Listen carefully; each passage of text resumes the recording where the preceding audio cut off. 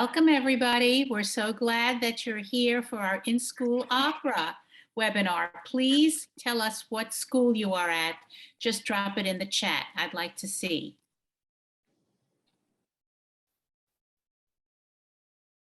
I don't see any schools yet.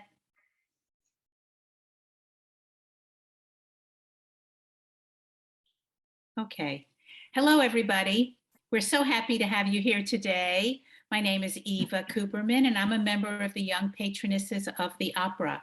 And we are excited to share this opportunity to introduce you to two fabulous opera singers who performed in the opera we are highlighting today, Cinderella. The opera was written by a composer named Seymour Barab. Hopefully, you've seen the opera recording already. If not, your teachers have the YouTube link for you to watch it soon. Did you know that the story was first? Then there have been many variations of it performed in different ways. In our version, Cinderella meets some different characters that help her find happiness. And most importantly, they help her realize how special she is and how special all of us are in this world. Today, I'm pleased to introduce you to the two stars of the show. Alicia Stafford is Cinderella. Hi. And the man who played the artist and the prince, Mr. Bill Stafford. Hello, everybody. Yay.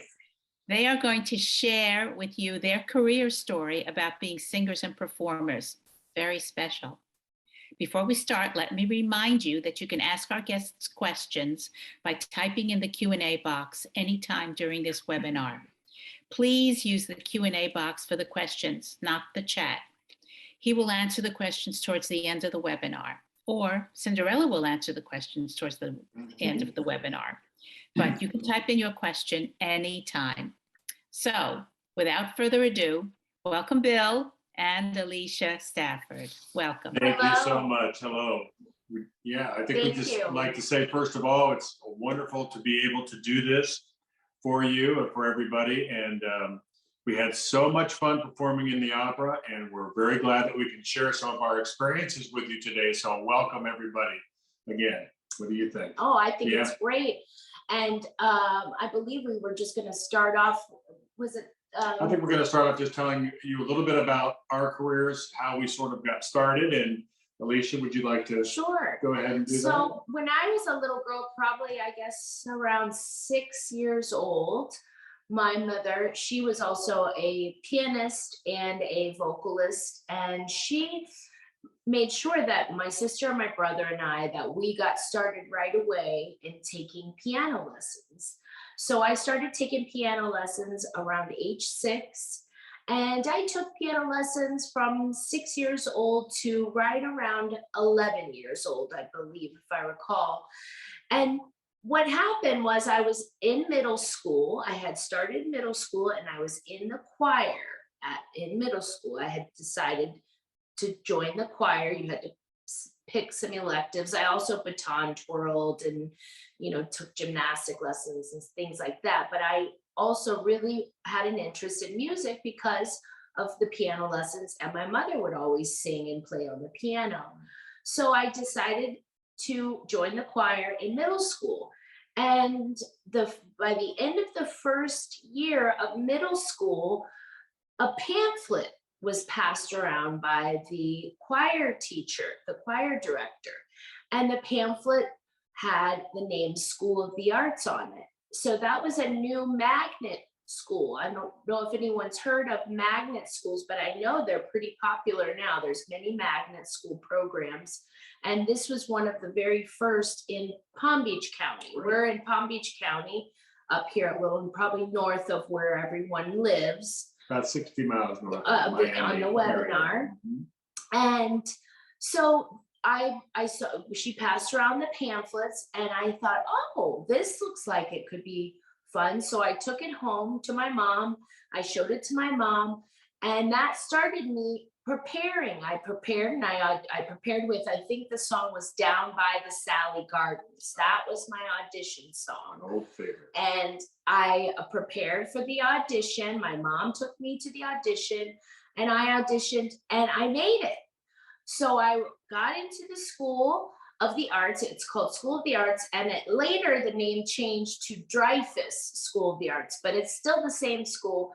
So I got in for vocal performance is what it was called. But in that school, they also had theater and dance and art and communications, which is for like video, if you want to work behind the camera and take the videos and things like that. So I got into the school, and it was for vocal performance. So I got in there, and I started there in the 7th grade, and I went to that school from 7th grade all the way until my senior year. And then from there, I went to college on a vocal performance scholarship. And then I came home, and I worked and sang my music and things on the weekends for a time. And then probably, I think it was around 2006. So that's many years back. I then decided I wanted to just sing and do only music related things to make my money. And that's what I did. So I went into just singing, and I do piano lessons and voice lessons, and then I sing performances. So that's my career in a nutshell. How about you, William? Well, for myself, like Alicia, when I was young, I started off on an instrument. Mine was the violin. I started on the violin. And really, even before that, I can also say that my grandmother had, I don't know if any of you out there have heard of a record, a vinyl record.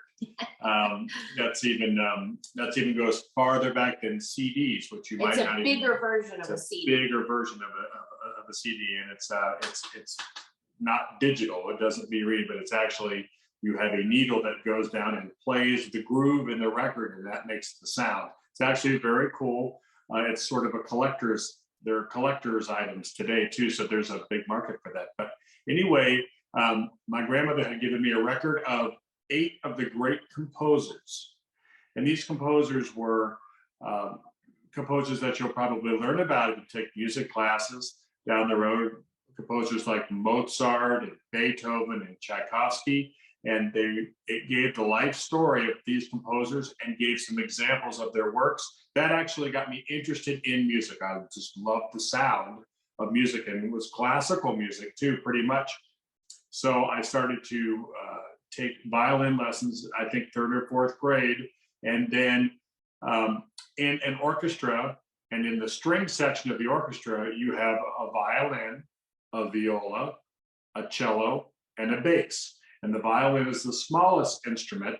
The bass is the largest instrument. And I happened to be the only one by that time I was in middle school. I was in grade school when I started the violin, but when I had already been playing a little bit in middle school. I was the only one in school that had hands big enough, they said, to play the bass. There was nobody to play the bass in my school. We had violins, we had violas, we had cellos, and no bass. So I was the one bass player, and that's when I started playing bass in middle school. And I really liked that. That was more suited for my personality. I love the sound of the low end of the instruments. And so that was how I got started in music. And I really didn't end up singing until I was late in my teenage years. And when I went off to college, did not study music for my degree. I was in communications. That's what my college degree is in. But I did music on the side, kind of like when Alicia told you she did her music on the weekends while she worked a regular job. So I still played in the college orchestra where I went to college, and for extra scholarship money. And so I played in all their performances. And when they played for the opera company in our school, the opera department, I played bass for the opera Madame Butterfly, which if you ever study opera, that will be one of the first ones that you'll hear of. It's one of the probably 10 most popular operas, most presented operas that there is out there. And when I was in the pit, the orchestra pit, which is a section below the stage where the orchestra plays. If you ever go to an operatic performance, the orchestra is down below the stage, the singers are on stage, the orchestra is beneath. And I was down there playing and I heard the singers on stage singing. And I thought, boy, that would be really neat to do. I love music so much, I wonder if I can do it. So I started singing in the concert choir in college. And I had no idea of what type of a singer that I was. And we could get into that a little bit later. But basically, when you're a singer, if you're a female, there are two categories, a soprano and an alto. A soprano is high, an alto is low.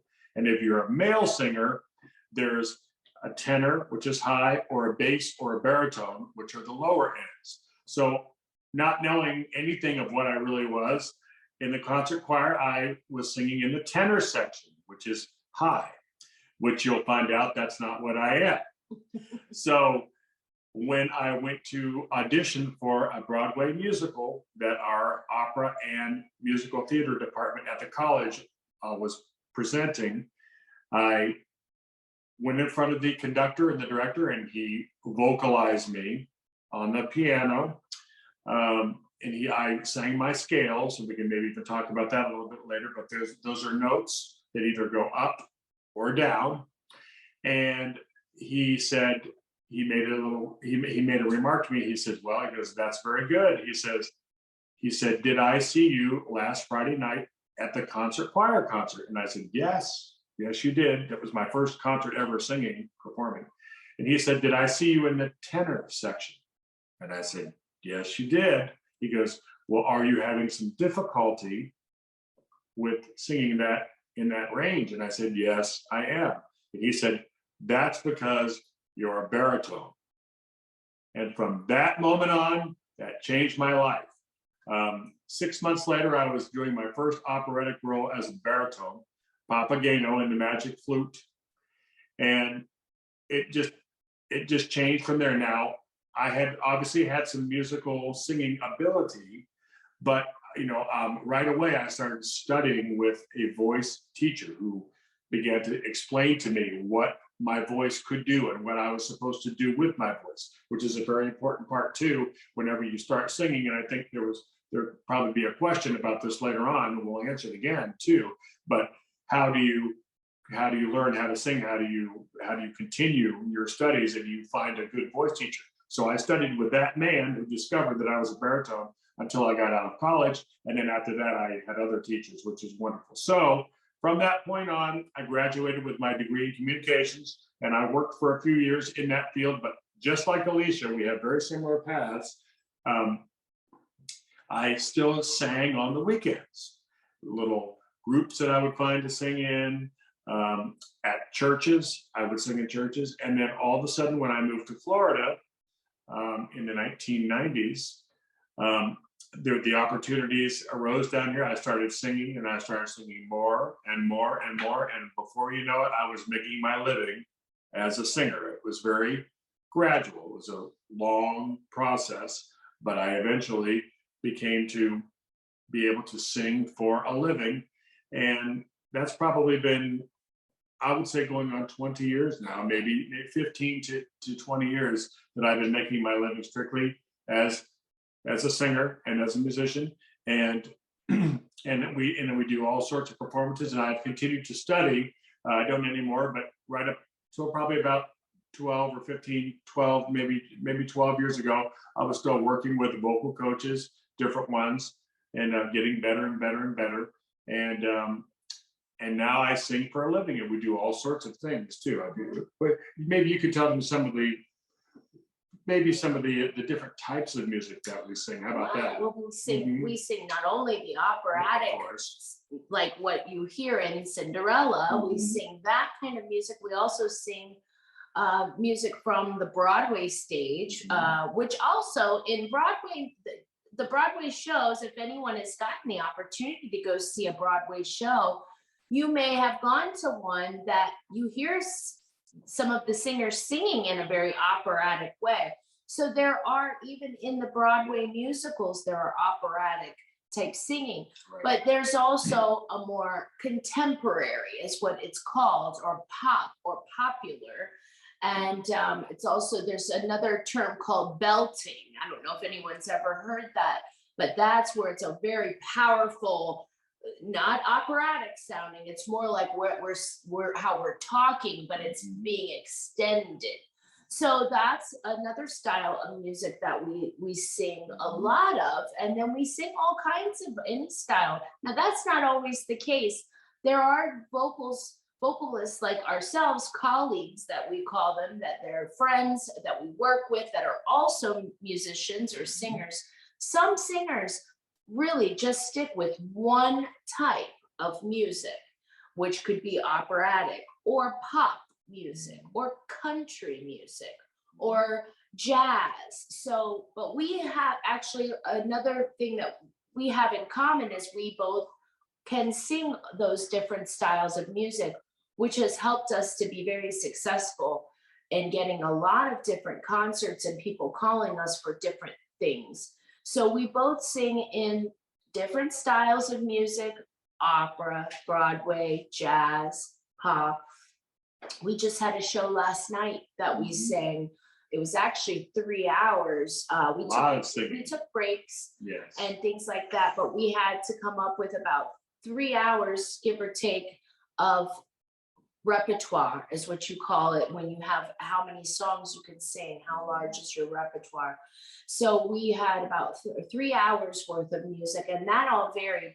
But those people that we went and sang for, they actually wanted mostly Broadway and what is called the American Songbook. And the American Songbook are a lot of composers that wrote music pretty that much are from America. Right, in the middle to the beginning and the middle of the 20th century, which is our last century, which would be the 1900s. The 1900s. So that's another title or genre that people, but in that American Songbook, a lot of things lie, like the Broadway musicals. There's a lot of composers. So that's a lot of what makes up what we do. And then, as Bill had mentioned, there's also another genre of music, which is called sacred music. And sacred music is what we call also church music. So depending on denomination, you could be singing in different, and it really, even if you aren't, say, that particular denomination, as a professional musician, you'll get hired to sing for certain types of churches. So that's a very large part of our business as well. And a lot of our musician friends also, they get a lot of different work. So that's a lot of working on the weekends. It's a lot of different things like that, but it's lots of fun. We really enjoy it. So that kind of sums up Bill and I's journey as a musician, our backgrounds to this point. And so if anyone has any questions, we'd be happy to answer any questions. Hi there. Hi. I've got some questions that have come in through the Q&A and from the schools. So I'm going to kind of just jump into them, okay? Yes, please. Let's start with this one. Is singing opera difficult? That's a very good question. Is singing often difficult? Opera, she says. Oh, singing opera. Right. Difficult. Right. So, probably the most difficult of any of the, when Alicia was speaking earlier about different types of music, there's a word for that. It's genre, and it's spelled with the G for everybody. It's G-E-N-R-E. That really classifies the different types of music. And of all the types of music, probably the most physically demanding type of music that you can sing is opera. And the reason why is because opera, I think opera is the opera art form is so dramatic. It's so dramatic. Most of the stories are very, very dramatic, and you really are incorporating costumes and a set design and singing that extends the range. Oh, yes. Singing that extends the range of every voice part, the voice parts we were talking about Right. earlier. So like for a soprano, Oh, a goodness. soprano singing an opera has to sing very high and for extended periods of time, Right. not just maybe one high note and then that's it. There's many high notes so singing opera is difficult. And I like to compare it to if anyone out there is taking any kind of dance lessons or ballet or anything like that. Or another thing I like to compare it to is if you like to go running, and we had talked about this before, when you start to go running and you're training to run, say your goal is to run around the block. But when you first try to run around the block, it's not very easy. But you keep working little bit by little bit, and you build up what you call endurance. Yes. And so in opera singing, that's a big thing I would say that you need is you have to have endurance with your voice. And that includes being physically able to sing for, long periods of time. And like Bill was saying, very high, very high or very low. And being able to sing in that way of the sound of the operatic, which is, the bel canto is another word that's used. That's a certain type of training that opera singers get to work on singing. So yes, opera, it can be hard, but it's also very rewarding and very fun. The journey of learning to do it is very exciting. It is. Great.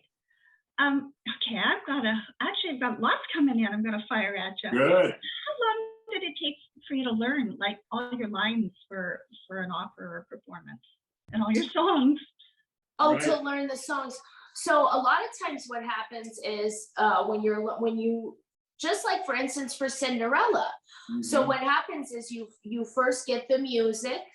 Then you might have to audition. Sometimes you have to audition first, then you get offered the role, as we call it, and then you get the music. And then you sit down and you usually look it over yourself first some. And then what they have the read through. So kind of like what they say in a play, but where we just come and get together and we just kind of go through it and see how much we can sight read and how well we do on it. And then once we kind of all know what our parts are going to be and things like that, we all go back home and we practice. That's and we the practice. memorizing. Yes. So the memorizing and things like that. So it depends on how long of an opera that the opera is itself, and then how difficult those particular arias, and that's what the songs are called in an opera, that are the big pieces that the soprano sings or the baritone, whoever the leading roles are. That's like the shining moment for them, and those are called arias. Those can take some time to work on. Yes. It could be, depending on the difficulty, it could take you a couple of weeks to, maybe 2-3 months. So it just depends. Yeah, and I think one thing just to add to that, everything you say is completely true. In the world of opera especially, you also have the languages. Oh, yes. And the languages, so if you're native, most of us, native speaking English or Spanish, and you're learning French, German, Italian, that adds more time. That adds more time to the learning of the role. So not only do you have to learn the music, but you also have to learn the language, especially if it's not your native language. So a role like Cinderella by Mr. Barra, who you mentioned, and I do think he's the greatest composer of the children's operas for sure, it would take a little less time because English is our native language. Right, it's in English and it's right. only about an hour. So I think we spent, what would you say, maybe I would say between rehearsing and things like that and memorizing, I would say we had this in about 4 weeks. 4 weeks, maybe, yeah. Maybe. Yeah, I mean, completely ready to go. Completely ready to go. Yeah. So, but like Alicia said, say, for instance, I'm going to do an opera that you'll hear of. Say I was going to do Madame Butterfly, the baritone role in Madame Butterfly, which would be sharpless. That's the big baritone role in that. That, you know, I mean, I have studied that role, so, and I've actually done the role, but it took me probably, and even when I was at the point where I was, you know, a professional already, it still took me, but not knowing, hearing different parts of the opera, but never doing the role. The first time learning it probably took me 4 weeks just to learn that role, and that's probably every day looking at it a little bit. You know what I mean? Yeah. So I would say. Yeah. Oh, I've got some wonderful questions coming in today. From different grades too. We've got some grade 1 classes and some grade 5 classes. So wonderful questions. Thank you, guys. What do you do when your throat gets sore, you know, and when you're singing or from singing? That's a big question. I go sit in the corner and cry. No. A little humor, a little joking. No. Well, actually, as a matter of fact, last night I had a little. This is a great question. This actually happened last night. Yeah, last night, because we were singing for so many hours, many songs, and like I said, if I was a brand new singer, I could not sing for that long of a time. But we were, you know, we've been doing this, so I have built up an endurance to be able to sing song after song, and it happened right at the end of the night. And sometimes it could just be a little tickle. You might feel something. And at last night, it wasn't at the very end, but it was like 2-3 songs before the ending. And the reason it happened was I probably had not been drinking enough water throughout the day and keeping hydrated. We were busy. We were getting ourselves. We actually had one of these yesterday, so we had that, and then we were getting all our equipment. We had to have, you know, speakers to play the music and things like that. So we were getting it all ready, and we got there and we set up.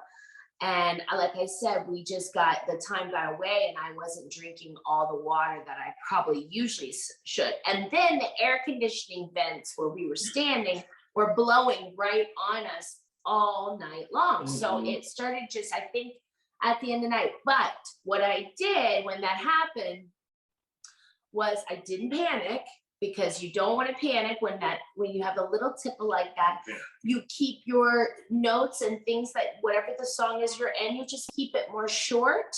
And, you know, that's when you can change your approach on it. And where it was something very big and, you know, dramatic, you might just bring it back.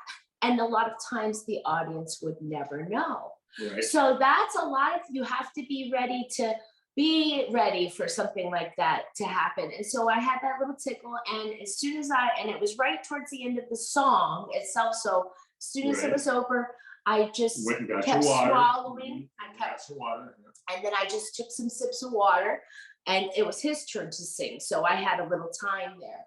But when something like that happens, there's, you know, that's part of being in the live performing. Things like that happen. We're human beings. It's, you know, you can't always control it, but you try to do your best to just take it in stride and not get panicked or feel bad about it or anything. You just move on and go on to the next song. Right. Yeah, that kind of led me into my next question that I got was, how do you recover from a mistake when you're on stage? Well, if you make a mistake, the most important thing is to keep going. You know, and if you can get the next, say you miss a line, but if you can get to the next one, that would sort of get you back on track. You keep going. There are circumstances, of course, if you're in an opera, if you're in a show that involves other people, you just keep going as much as you can. If you're in a performance where it's just you and maybe an orchestra behind you, or you're and it's sort of just the audience is not necessarily in an opera theater or in a big performing venue, maybe a country club or a church or something, that you know, you can, you know, if something really needs to start again, what I do and hopefully it's not a real serious thing, but I try to make a little joke about it, just be a little humorous about it. Say, well, you know what, that just didn't go quite, but let's start again, and something funny like that. And a lot of times, by the way, the audience, I've never seen him make a mistake on stage. Oh, please. I've never seen him make a mistake. But I've made mistakes, but he has never. I very rarely. Yeah. But it's really about how you're recovering. It's really how you recover from Yeah. it. It is. Now, if you're in a show, obviously you can't really stop because you have other people To involved. consider, So you yeah. just try to keep going on and going on, and eventually you'll get back on track. You'll get back on track, especially if any director or any conductor wouldn't have somebody up there that that really would. Everybody makes mistakes, by the way, and it is a great question. Everybody does make mistakes. Everybody makes mistakes.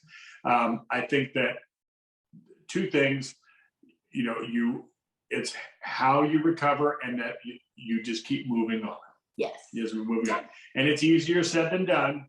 And until it happens to you, you don't really understand exactly how it feels.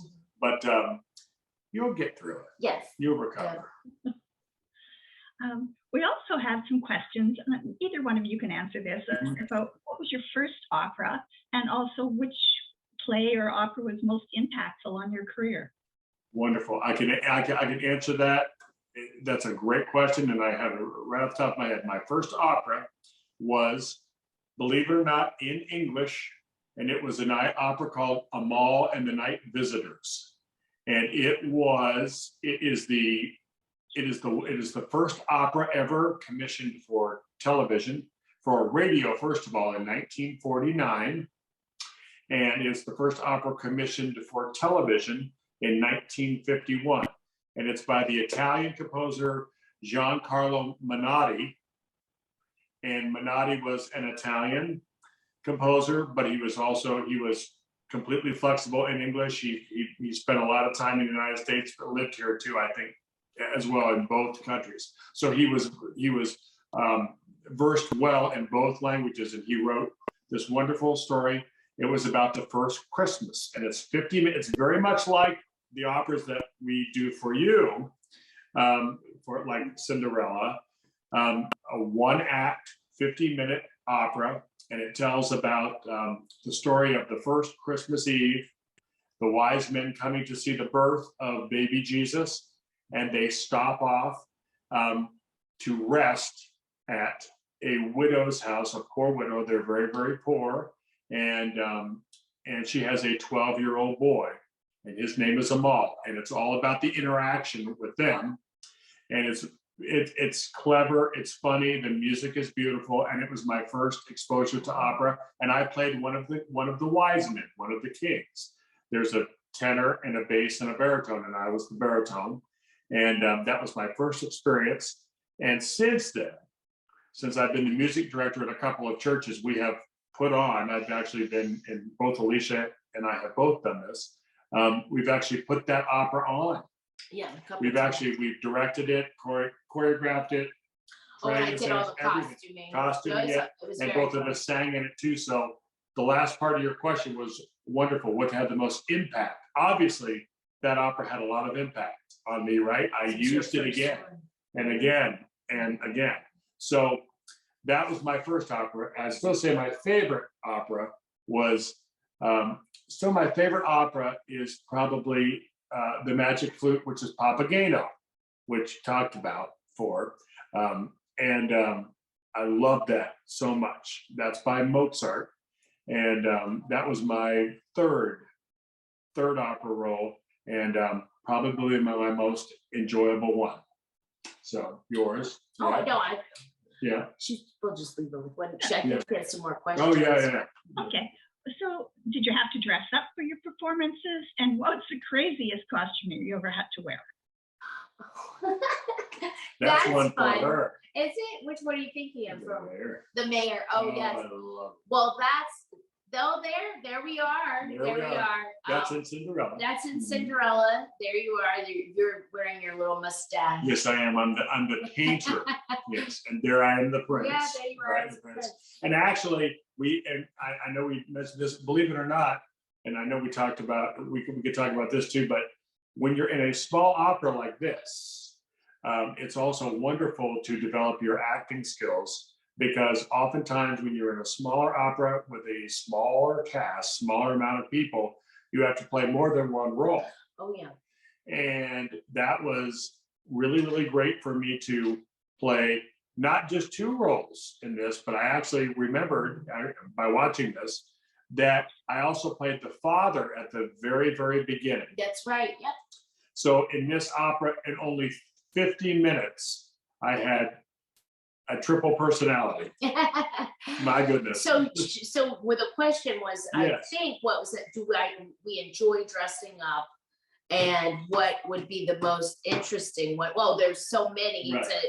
We've had so Right. many different things that we've dressed up, but that's part of my most favorite part Yes. about doing, just being in show business and getting to pick out jewelries and fix your hair different and look for different gowns and things that you can make add on to. I actually made Bill. We had I think it was an orchestra performance that was all for a Phantom and Phantom of the Opera, which is a Broadway show. So I made him a cape. Because, and I really enjoyed doing that. So I love that's a really, really fun part for me, is the costuming and getting to dress up. And like I said, the makeup, getting to put on different makeup. I would say the most interesting costume that I wore was for the other children's opera, which I'm sure any of the schools here, they'll probably end up watching that one too. And that one was the Pied Piper of Hamelin. And my character was the mayor. And I wore this really long purple wig and these huge purple eyelashes and a sash across and like a tailcoat, like you would see, if you've ever seen someone wearing a tuxedo with tails. I wore the jacket. So I really enjoyed that. I thought that was a lot of fun. And the kids and all the children seemed to really like the costume too. So that would probably be my most fun costume. Thinking about Cinderella a little bit more, we've got a question about who was your favorite character in Cinderella? Oh, our favorite character was. Well, I know what mine was. I love those stepsisters. Yes. I love them. And our two actors that played them were just spectacular. Yes. And they were so funny. And they really were mean. And that's what they were supposed to be. But they did a good job. They did such a good job. They really made it funny. Yes. So I Cinderella. Cinderella. The two stepsisters, they were my favorite characters. Yeah. How was it for you, Bill, playing three different roles in Cinderella? Well, that's kind of what I sort of forgot to say that at the beginning. One of the things I loved about this is actually being able to develop three different characters in a very short period of time. Obviously, the singing voice kind of sounds the same throughout because that's what I have. But if the first part when I was the father, I tried to be more nurturing to Cinderella, and then and that was such a short appearance. So I tried to, you really had to kind of concentrate, really concentrate, and try to think of it as three different characters. So even though the singing voice sort of remains the same, the acting has to separate the characters. So I tried to be more nurturing to her, to Cindy, they call him Cindy, in that first little scene you see at the very beginning. And then when the painter comes in, and he just likes to have fun, and he's bigger than life, and you can just kind of throw your hands up and do anything you want. And then when you're the prince at the end, you have to be a little dashing. You have to be a little sophisticated, trying to be, and a little more mature. And so those were three different personalities that I sort of had to develop in a very short period of time. But I developed them separately. Obviously, I developed them during the rehearsal process. Right. Right. And then, in the first couple of performances, I was like, okay, I'm this. Okay, now I'm this. Now I'm this. So another thing about doing an opera, we've talked about the concentration. You really have to concentrate. Yeah. Well, while you're on yes, stage. Yeah. absolutely. We really have to concentrate. Yeah. Yeah. So Walk me through a little bit about how do you practice or get ready for your songs? Well, there's a lot of different ways that when you're learning to read music, that your teacher may kind of give you pointers of the best way. Some people never learn to read music, so they only can learn things by ear, which that limits them. It really does. So that's why learning to read music is so important, and it just opens up so much more, because then if you were to not be able to have, say, a radio or something to play the songs, which is the only way you'd be able to learn it, now you have it on music sheets and you can sit there and teach yourself the song. Now, you normally, to learn a song, what you first want to do is you do want to, if you can find a recording, you do want to listen to it a couple times, maybe 2-3 times. Then you want to look at all the different things about the song, what key it's written in, how long the song is, if there's a key change, all these little things that you want to just kind of get yourself familiar with. And then you want to look at the lyrics of the song. And you want to look at the lyrics so you can know what the meaning of the song is before you really get into learning it. And so you want to look over the lyrics, you want to figure out what the song's about, look at where the chorus is of it, where the repetitive line of it. Then you learn the rhythms. So then you would learn rhythmically how those lyrics are applied to make music. And once you get the general idea of all that, then you start to look again at the melody and you'll put it all together. And then you just keep running over small sections. I always suggest running over a small section of the song until you have it down. And then you go to the next section of the song until you have that down. And then you put those two sections together and then you keep on in that way. And that's usually the best way to learn a song. Another one that's kind of connected here a little bit is, how do you control your pitch? Well, yeah, that's actually a very good question. Well, we haven't talked about the breath yet, right, which is the most important, which is the foundation of all singing. And whenever you decide you want to sing and you go to a voice teacher, they'll probably, the first thing, if they're a good voice teacher, they're probably the first thing that they'll discuss with you is the breath, because the breath is the foundation of where our sound comes from. And it comes from deep beneath the rib cage in your belly. And it's an expansion of the rib cage back and forth and out. It's like creates a balloon. It's how I teach voice, and it's just a wonderful a wonderful way to get the foundation of your breath. So if your breath is engaged properly, that will enable you to keep your pitch.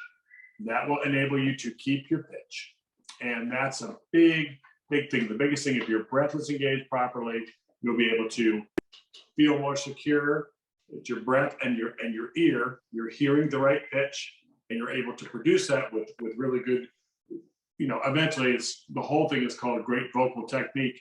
That keeps you on pitch. Sometimes the pitch can be a little bit under. The pitch is under when we're not supported. Vocally supported the breath, I would say. Yeah. Would you say? I think that's a big part of it. It really is a big part of it. And two, how well your ear has been trained to hear and match those pitches. Right. Bill, could you tell us a little bit more about the voice types, or go into that a little bit better? Yes. Yeah, absolutely. So for the female voices, we have a soprano voice, which is the highest female voice.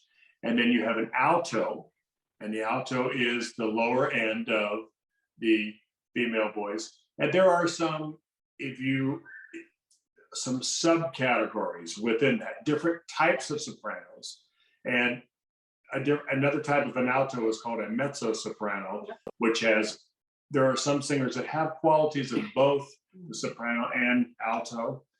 And a coloratura soprano is a soprano that sings very high and very fast. They do fast vocal runs, and that would be a coloratura soprano. And a dramatic soprano would be a soprano that sings really big, dramatic, heavy, mature roles in the opera. And then there's a lyric soprano, which is just a beautiful type. The singing is so very beautiful. And there are, Alicia has a wonderful voice. She actually shares some characteristics of 2 or 3 of those categories, if you ask me. And then in the male voice, we have a tenor, which is the highest male voice. And the tenor in opera normally is the hero. There are not as many tenors in the world as there are the lower end. So it's a wonderful thrill to be a tenor. And I'm not a tenor, so I've had to make my life as a baritone. But I must say that the tenor voice is very thrilling and exciting. And I love a good tenor. I really do. I love to hear a good tenor voice. And then the 2 lower parts of the male voice are the bass and the baritone. The baritone range is what I am, is in between the tenor and the bass. The bass is the lowest range. So basically there are basically 5 voice categories, and they can share characteristics, men and women, with each. Soprano, high female, alto, lower female, tenor, the high male voice, the baritone, which is closer to the bass, but share some characteristics of the tenor, the middle of the male voices, and the bass voice is the lowest voice. And I would say those are probably your 5 basic vocal categories. Thank you. We also had a question about having perfect pitch. Is there such a thing, and is it rare, or?